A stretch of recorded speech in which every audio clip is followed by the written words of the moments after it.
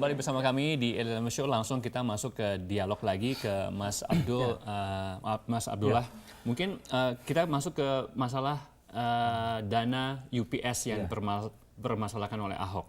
6 miliar. Apakah memang 6 miliar ini, apakah pengadaan alat UPS ini begitu mendesak sehingga harus dianggarkan sebesar itu juga?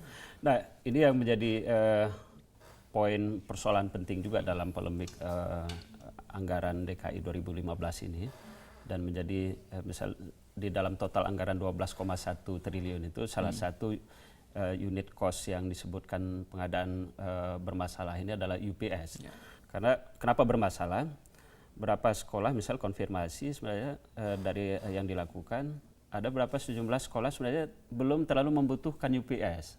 Artinya ada persoalannya tidak nyambung antara sistem perencanaan dan penganggarannya. Jadi apa yang dibutuhkan dan apa yang diadakan, satu ya.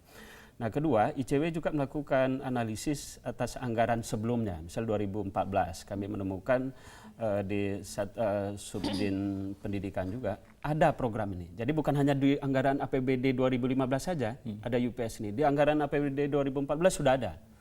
Itu total dianggarkan 6 miliar, realisasi 5,8 miliar. Nah, yang menjadi titik kritisnya adalah ternyata dari 5,8 miliar UPS ini, nilai pengadaan UPS-nya sendiri itu hanya 1,3 miliar.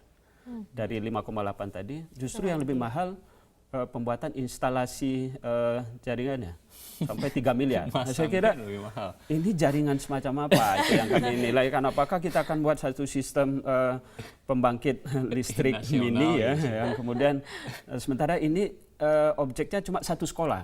Nah, ini yang membuat kita dalam pola korupsi sebenarnya nuansa nilai markup dalam nilai pengadaan itu tergambar. Misalnya. Kalau bicara anggaran 2014 tadi, nah ini tidak menutup kemungkinan sudah mengarah pada dugaan tindak pidana korupsi juga. Perencanaan korupsi yang sistematis. Nah, itu yang saya katakan. Jadi korupsi itu sudah dimulai dari desain penganggarannya itu. Mas Abdullah, kemarin ini kan juga Pak Ahok sempat menggandeng ICW kan dalam hal ini, dan katanya ICW sedang menyisir terlebih dahulu untuk melihat anggaran. Sejauh ini sudah pantauan dari ICW bagaimana hasilnya? Proses yang kami lakukan sebenarnya ada sejumlah anggaran-anggaran yang tidak wajar juga. Seperti apa? Anggaran scanner juga sudah hampir sekitar 2,3 miliar gitu. Jadi ada belum lagi mata anggaran lain yang potensial ada pemborosan di situ. Nah, itu dari sisi nomenklatur anggarannya. Belum lagi nanti dalam hal implementasi penganggaran dalam pengadaan anggaran itu sendiri, pengadaan barang dan jasa. Misal pemenang-pemenang tender ini kami temukan juga ada sejumlah misal kontraktor yang sudah tidak diragukan kemampuan teknis dia melakukan pengadaan itu. Misal kalau kita lihat ada cuma unit usahanya hanya perusahaan fotokopi.